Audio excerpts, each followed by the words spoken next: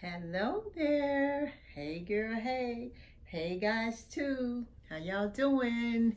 This is Miss Tony here and I am here to do Ready to Love Potomac DMV. Y'all ready for it?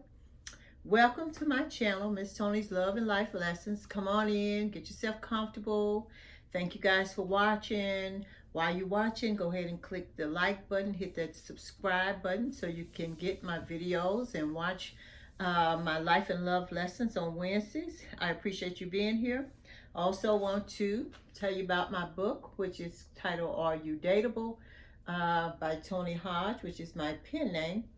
This is one of the reasons why I decided to go ahead and start doing the reviews on Ready to Love, because I really feel, and I'm sorry, you can get the book on Amazon.com.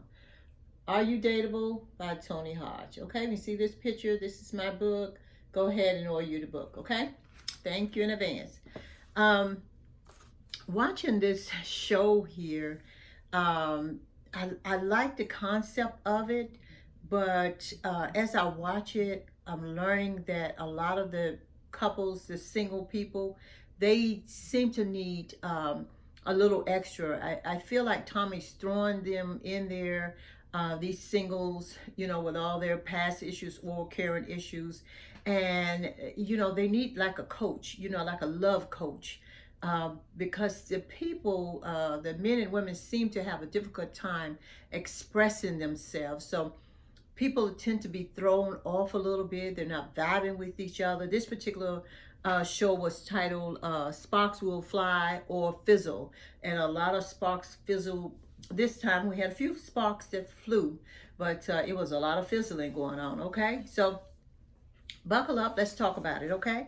So first, of course, Tommy have the ladies come in to the lady lounge. This time it's got a really nice lounge for the ladies. I like the fact that when, as a woman myself, you know, when I'm sitting down, he has the ladies sitting up. So I like, you know, that when, as a lady, when you're sitting up, you don't want to, if you got heels on and everything, you don't want to sit too low, like on a couch or a chair, because when you're trying to cross your legs. But if you're sitting on a bar stool or whatever, you know, you're a little bit more comfortable. Your legs can kind of dangle. It kind of gives you a little bit more comfortable fit. So I like that vibe, you know, with the ladies sitting there at the high top chairs there, okay? I think they look really nice. All of the ladies look really gorgeous coming in. These are some beautiful women. I said that before. There's a mixture of age between 40s and 30s. So that tends to be a little bit of difficult problem there, because the age difference between the men and the women, you know, seem to play a big part in what's going on here, okay? All right, so now the ladies meet up in the lounge, and Tommy introduces the new lady. We had, no, he doesn't introduce her. He talks to Carmen, because Carmen is now, she's the new one that comes in, because she came in last episode and was one of the blind dates. So Carmen comes in. She looks really nice today. She looks really nice. She took those blue contacts out, because we ain't doing that in 2020. Thank God for Carmen. She had a cute little sexy green dress. I was like, go Carmen, okay? She looked real well. She pulled it together. Thank you, Carmen, for pulling it together. You look really nice. So let's see, you know, how your personality can flourish, but you, on the outside, you got it together, girl, okay? All right. Ace says that she went on a date with Cornelius, so because they start talking about the date. She went on a date with Cornelius. She said it was nothing. She didn't feel nothing. She just said she went on a date with him. There was nothing there. Okay. Then Tommy said, we are looking for flames this time, and he needs to know if the men can fit in their life, in the women's life. He needs to know. So that's a really good point to make, because when you do meet someone, people need to get, and mature people need to get away from, oh, he's so fine. Oh, she's so fine. There's nothing wrong with looking good. That's the first thing you see is your outer appearance, of course. You can't see my heart. You can't see my education. You can't see my bank account. So, of course, you see a person on the outer appearance. That's what a man or a woman. But you got to get past that. You know, looking whether somebody looks so fine, if they see if they have any substance. You know, we got to start looking for substance, okay? And so how are you going to know if a person can fit your life without having a conversation with them? So a lot of times men and women won't even have a conversation with someone if they're not fine, you know. So um, we have to lower that a little bit now, just so you can get in to find out what's on the inside. You know, you could be a pretty woman, you know, and be empty up here, you know what I mean, and could be dark here. So you know, people need to really get past this. Oh, he's so fine, she's so cute, you know. Let's move past that. When you get to a certain age, you're gonna have to start digging a little deeper, okay? All right, so Tommy did say that. He said, you know, we need to see if the men can fit into your life. Where does he fit, you know, and whatever you have going on in your life. Then we talk about the two blind dates. Now, Dakia, she went on a blind date with Eric, and that's a new guy that came in. Very nice looking guy. He's a chef. He said that several times throughout the episode, but we'll talk about that a little bit later. But he revealed to her that they had a lot in common. He was in engineering. He said that he was a celebrity chef, so he'd been, you know, been a chef for a lot of celebrities and everything. But he said it really, you know, messed up his love life, so he doesn't have time, you know, to really get into a relationship. So he decided that he would kind of peel that back a little bit. Maybe he's going to go back into engineering, you know, part-time, do, you know, a chef part-time or what have you, because he really would like to have love in his life. Now, they really clicked. She shared a lot of her life with him, all about her, you know, breast cancer survivor and all this and that. I mean, they was getting deep. They was doing a lot of sharing, okay? So I think she's one that shared that. I get them mixed up a little bit.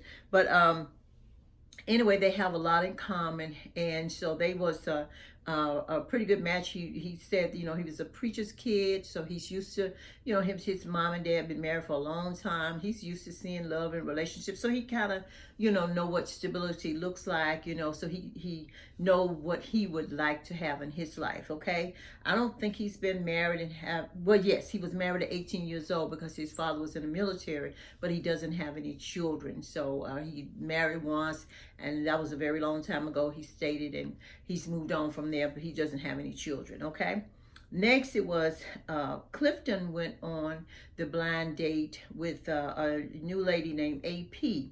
Now, you know, Clifton is the big guy, you know, with the beard that everybody's all excited about and everything. AP, she was a very attractive lady, very mature lady. She's a widow. She lost her husband. She has 2 children, and she is a life coach, some type of life coach. And Clifton, of course, shared something with AP that we did not know. At least I didn't, and I'm not even sure if he shared it with Joy, who's, you know, they seem to be really clicking. But he shared that he has a 3-year-old, and he's been married twice, and he has a 17-year-old. Go figure, huh? So, but they were not a match because she said that he reminded her of her brother, which I don't know what that would have to do with anything. Maybe he favored your brother. I don't know how he could remind you of your brother. But somehow I guess she couldn't get past the fact that he reminded her of her brother. So clearly it must have been a bad thing, because she didn't really want to have anything to do with him. She couldn't get that out of her head. So I don't know what that was about. But she said he looks like her brother. But anyway, he said that he wasn't really interested in her, and you know, this is both of them, you know, talking behind, you know, the scenes, you know, to the camera, and she wasn't into him. So we know that was not a match unless they meet up again later.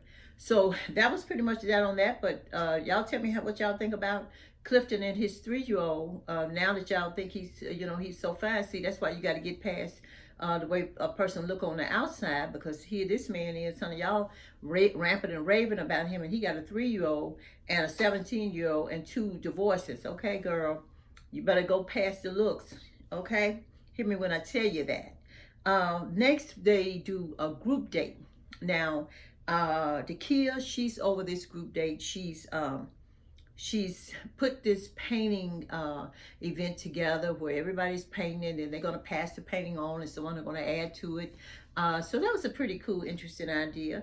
And so the couples are sitting there on this particular group date. You have Eric and Ace is there. A couple other people are there. Ace, I'm not sure if yeah, Cornelius was there, and Cornelius, and he is painting a cat. He sits next to Joy, and he's painting. They're supposed to be doing abstract painting, I'm assuming, and he paints a picture of his cat, and they said, "This is a cat," and he said, "Yeah, he had a cat, and the cat died," and he said that his cat's name was a pimp because he was a really character. He was a pimp. So Joy said that that made her look at him really different, and couldn't take him serious, So Cornelius, I liked Cornelius last week because I wanted to give him a chance, but he just seemed like he definitely needs some dating coaching. He doesn't know how to present himself. I was hoping that as a real estate investor and a realtor, that he was comfortable with talking to people, had a little finesse, because when you're in sales, people never buy what you're selling. They buy you. They buy your personality, your warmth, and that makes them want to see what it is that you're selling. So it's really difficult for me to see that he is in real estate and what he's selling, because he's not a good person. He's not even selling himself very well. So I don't know how he does in real estate. But anyway, Cornelius threw everybody off with that dead cat he was painting. This grown man here over here painting a dead cat. And everybody, was like, okay. So anyway, Joy was very open this time. I really enjoyed her spirit this time. The first couple of times I seen her, seemed like she had tunnel vision. She had a one-track mind. She was only interested in Cornelia. Seemed like she was just, chop, chop, chop, let's get to it. She was moving real fast. But she's opened up. She's warmed up. She seems to be girls. She complimented the ladies when she walked into a room, and oh, the ladies are pretty. Everybody's really nice. She's communicating with everybody. I like how she's opened up and really relaxed and mixing and mingle and really getting to know people. So I'm liking Joy now. Okay, I still don't know if she's ready to love or if she's dateable, but I like how she is opening up and allowing people to get to know her. She's becoming very friendly with everybody. Okay, now she chats it up with the chef and Eric. His name is Eric, and they seem to have some good conversations, because he while he was painting, Eric tells everybody he's a chef. So I'm not saying there's anything wrong with that, but he's very proud of it, and then that's his way. Maybe that's his way in a communication, how he communicates, telling people about himself. So anyway, so moving on. Next we have Decaya. She pulls Cornelius to the side, and because she said, we never had a date before, let's come on, let's talk. Cornelius is the big guy it was new that came last week, and he was the one, that was painting the cat. Okay, so she talks to him, and she says that he just really didn't have any substance. She said he never had a date. She asked him why he was single, and he said that women just seem to be more, he just can't, figure out how to date or how to get to meet anybody, whatever. But my take on that is that a lot of the women seem to be more mature mentally and emotionally than a lot of the men. Now, some of the men have the age, but they don't seem to have the maturity. These women are very mature, the Kia especially. These women seem to be, know what they want, where they're going, whether they want children or not children, what type of person they looking for. They seem to have a lot of things planned out that the men don't have planned out. So the men seem a little bit lost on this particular episode, okay? So I don't know what's going on with the men, but they seem to be lost. Now, Dakia said that that he gave off a vibe that he wanted to be, Cornelia said, when they were talking about children and what do you want, he said that she gave off a vibe that she was looking for commitment. And I'm saying, well, what are you looking for? Why are you on this dating show, Cornelius, if you're not looking for commitment? I mean, they didn't say they didn't want to hog tie you or anything or run you to the altar or nothing like that. committed, could mean could we just commit to, maybe seeing each other every other Friday, or commit to, having some phone calls to talk about it. So the word commitment seems to be, pretty scary to him. So I would definitely say that Cornelius, now he didn't mess me up. He doesn't seem to be dateable, because he doesn't seem like he wants to get in the game. In order for you to win, you got to get in the game. He don't want to play the game. So I don't know what to tell you, Cornelius, but you said it, you was pulling back because she was talking about commitment. So I don't know what you're looking for. So moving on, we got Sabrina. Now, Sabrina meets up with Paul. Now, this was a very interesting conversation they had. Now, keep in mind that Paul is 48 years old and Sabrina is 36. See, there's some big age differences to me, because here's a man that's going on 50. Here's a young lady that's 36 years old. They chatted up, but she met with him, and I don't think she had any intention of really getting to know him. Maybe it just said, because it seemed in another conversation that they had later, it seems like Tommy is setting up the date. So I don't think that the date that she had with Paul was Sabrina's idea, okay? So, but in any event, she had this date with Paul, and Paul, bless his heart, he was so excited. He just thought, a door had gotten open for him, and he was going to get a chance to, because Sabrina is beautiful. He just knew, he was getting ready to shoot his shot, honey. But Sabrina she was popping them questions off and asking him about this and asking him about that, and he wasn't faring it well at all. So he was failing the test, and Sabrina was like, I don't think so. She said she is not attracted. He asked her, he wanted to get to know her. She said she is not attracted to him. She said she in a romantic way. But she said, don't worry, honey, because there's a lot of other ladies around here. She said, because I seen them, a lot of other ladies that are interested in you. But what she was saying, honey, don't look over here, because this ain't it, okay? I'm not interested in you. And what I loved about it, Paul, being a mature gentleman, I've seen this show many times before. When people get rejected, they have an attitude and take it the wrong way and everything. But Paul was a perfect gentleman. He took what she had to say to him. He said, okay. He said, well, I'm going, that's something I need to work on. So I appreciate that, Paul. I really do. You really did give the right answer, okay? And you was very a gentleman, a perfect gentleman, okay? Now, moving along, the couple's going on a group bowling date. Now, this was interesting. It was Paul, AP, which is the new lady, Joy, and we had Demetrius and Laverne, okay? Now, they went on this group bowling date, and they are bowling. Paul said that, his mother taught him how to bowl, and so he's a 300 man. I don't bowl, so I don't really know what that means, but that must mean it's pretty good, because he was bragging on himself. So the bowling, everybody was having a really good time and relaxed. Like I said, Joy was mixing and mingling. She flirts a lot. She was flirting with Laverne, and he always wants somebody to touch his butt. I don't know what that's about, but Laverne, give that up, okay? People don't even know who you are, and they ain't interested in be squeezing and grabbing on your butt every time they see you, okay?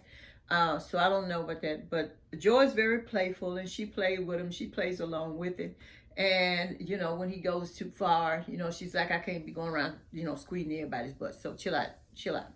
Laverne flirts with her, but I think it could be something between the two of them. They've never been out on a date before.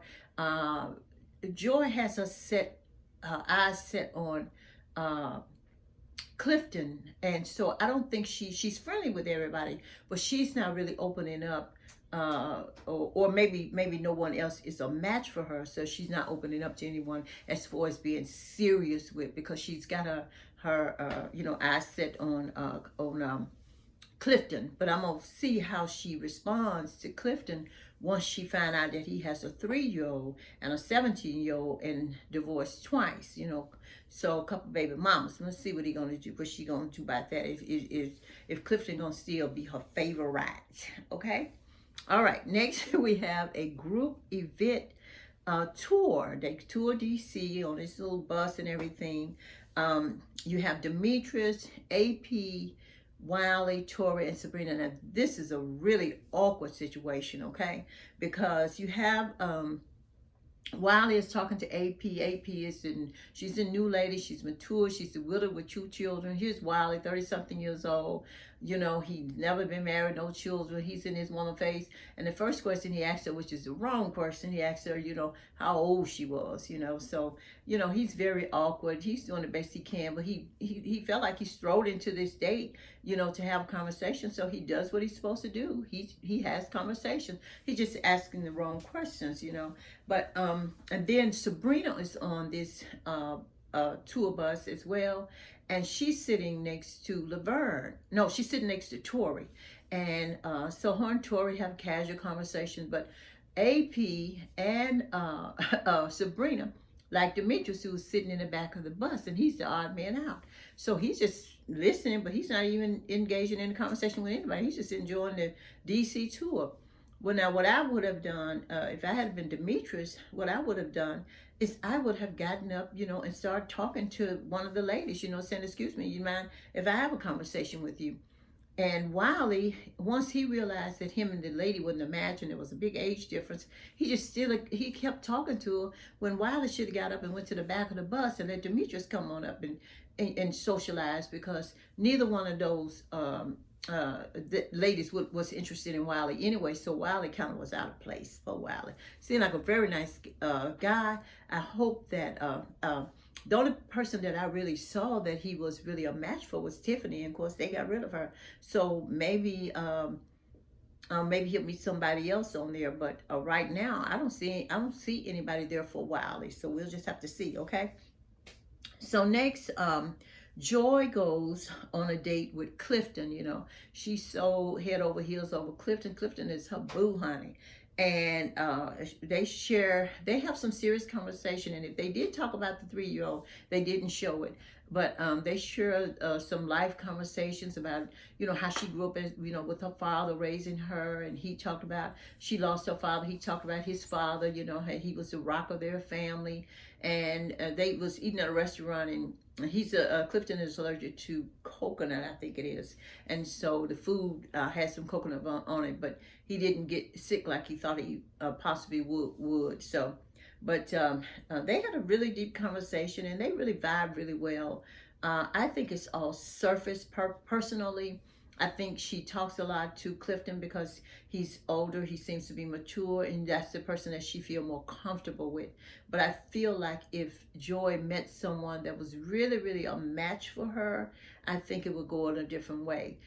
So we'll see what happens with her and Clifton, okay?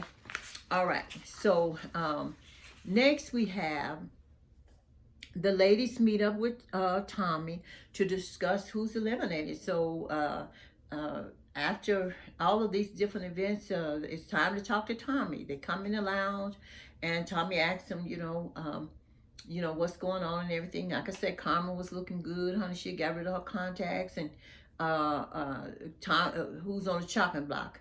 So Ace said that Laverne was her top guy. Okay, Laverne is the one always wants somebody to squeeze his butt. Ace is the one that she's the one that's supposed to be everybody's piece. Okay, she said that he's very consistent with her. He calls her a lot, and so I guess I'm assuming they, you know, have each other's phone numbers. So, you know, they're having phone conversations and everything. Joy, of course, with Clifton, and you know, that's her choice. And then Carmen says that she likes Clifton. So he was very nice and a gentleman to her. Then we have Sabrina. She said that her top pick was Demetrius and Tori. Precious said that her top pick was Paul. She said because she's excited about Paul. She was all turned up about it and everything. And Dakia, she talked about really the new guy. The blind date was Eric, became her top one, but her top was Clifton and Demetrius. But she said now Eric kind of, you know, done jumped the fence over there, you know. So Eric got the flames going. Okay. The weakest connections was Wiley. You know, he's a little too young, and none of the ladies said they really wanted to be a cougar. So Wiley was up, a weak connection. Laverne, they say he's real messy, and he is messy on it. Like I just said, he's talking about squeezing butts and all this kind of stuff. So Laverne, you're gonna have to go away from here with that. Um, and then Cornelius, of course, they say everybody said there was no vibe. He was really in the friend zone. Nobody had a connection with Cornelius, bless his heart. And they did say Paul, put Paul on the chopping block too. Um, everybody said that Paul was kind of like the homie, especially Ace. She said there was no romance. I don't think Paul is giving off any romance vibes. He's giving off serious vibes. His conversations don't match, which someone said that too. When they were talking about him, like there's no beginning and end to his conversation. So it's very confusing. This is one of the reasons why I said that Tommy needs to really have a dating coach for these people, because they don't know how to communicate or how to attract someone to them, which is a lot, that I talk about in my book here, Are You Dateable? A lot of people could be dateable, but they don't know where to start. And it really starts with yourself, okay? So then Paul's on the chopping block, but Miss Precious, honey, she came to Paul's defense. She said that Paul gives her what she needs. She don't need anybody to define her or anything like that. She says she likes structure. She likes the way Paul comes off. And I was kind of a little bit shocked because now Paul is 48 years old. She's 34. But they both kind of bond at that sexual bond because I remember when Precious came on there, she said she was a very sexual person. Paul said he was a sexual person. So that might be where they're connecting at, their attraction could be. But we'll see what happens when the dust settles on that. So anyway, after deliberating, the ladies have to choose, who they sit down and talk. And Joy takes Cornelius out and talks to him, and Precious talks to Paul. Now, Joy was very delicate with Cornelius, and she told him that he was not ready to love. He was going home, and he was in the friend zone. And so he said he couldn't believe that many people had him in the friend zone. But yeah, he was in the friend zone with that dead cat going on somewhere. Go away from me with this, Apollo, okay? In the words of Phaedra. So go on. And then, of course, Paul, they gave him another chance, and Precious gave him another chance. But here's the thing. When she was giving him another chance, Paul started putting a nail in his own casket. He started talking all off the wall and this, that, and the other. And the look on Precious' face was like, okay, Paul, but you're making me think twice. So I don't know about Paul. I think Paul might be the next one to go home. Excuse me. I always try to give him a chance, but I don't know, Paul. You might be going home now. Now, who do I think that's left is dateable? Because I like to give my take on who I think is dateable. Now, I said last week that Joy, she wasn't really looking for nothing. And I feel like Joy was, she was attracted to Clifton is because Clifton is not really asking for anything. They have this attraction, and it doesn't seem like he's talked about, hey, I want you to be my lady. I'm looking for love. I'm looking for this. It don't appear that they've had that conversation. And Joy, her music career and what she's doing musically is very important. So Clifton is comfortable for her because he's not demanding anything. He's not really wanting anything that she's willing to give. Now, that's my take on that. So I think that's why her attraction is to Clifton. But now if she switched to someone else, then she may have to start thinking about dating and being in a committed relationship. And we'll see if that's what she really wants, if she's really dateable, okay? If she's ready to love, or she's just ready for a good night of sex. We'll find out. Then Sabrina, which is a very nice, calm, sweet young lady. I think she's ready to love, but I don't think anybody here right now is ready to love her. I don't think there's a match for her right now. So I'm curious to see how she's going to come along, because she's really after Demetrius, but Demetrius seems to be a little bit too mature for her, because I think she's like 34 years old. I don't know if she's ever been married or anything like that. But Demetrius is, remember, the one with the beard and everything. He was the military guy. And I hate to say this because I don't want to label him, but, you know, he had the cheating situation going on, and he was married, okay? So, but he said he, you know, got some help and he's moving on. But anyway, Sabrina, I don't know, we have to see about her. Ace is real quiet. She's supposed to be everybody's peace and everything, but I'm not so sure if there's a match for her, because if she wants to match with Laverne, who they say is very messy, and he's running around trying to get everybody to grab on him, I don't see where Ace is gonna be a match for him. So I don't know where she's getting this from. Precious is ready to love. She is one person that's ready to love, and I don't think it's gonna be with Paul. Paul threw her off, and I think she's maybe there's somebody else come in and she can find somebody else, because she is definitely ready to love and she is definitely dateable. Even though she's young, she seems to really know what she likes and in the direction that she wants to go. So I like Precious. I like her a lot. Let's see, Carmen.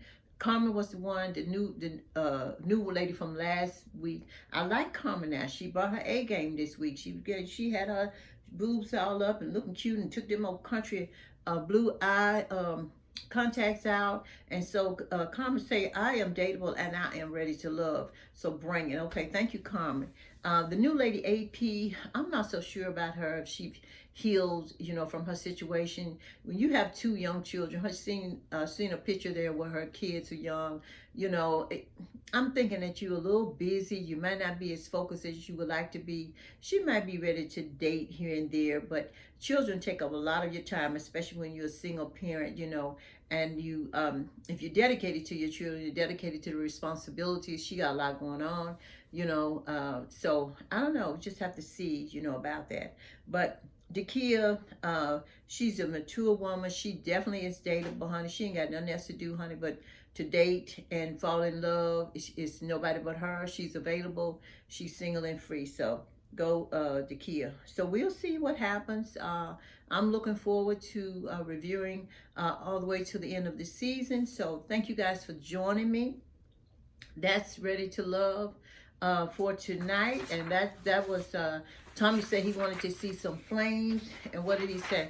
It was sparks will fly or fizzle. So we had a lot of fizzles and we did have some sparks that flew. Okay, so you guys have a good weekend, and I'll see you again on next week. Check out my Wednesday videos on Hey Girl Hey, Miss Tony's Love and Life Lessons right here on this channel. Like this video. If you watch it, just click the like button and go ahead and subscribe to my channel. Help us out, okay? Don't forget to get your book, Are You Dateable? Valentine's Day is coming up. So I'm probably going to post up my Valentine's Day video. It's a cute little video I made, and you guys are going to like it. Hey, see you later. Bye-bye.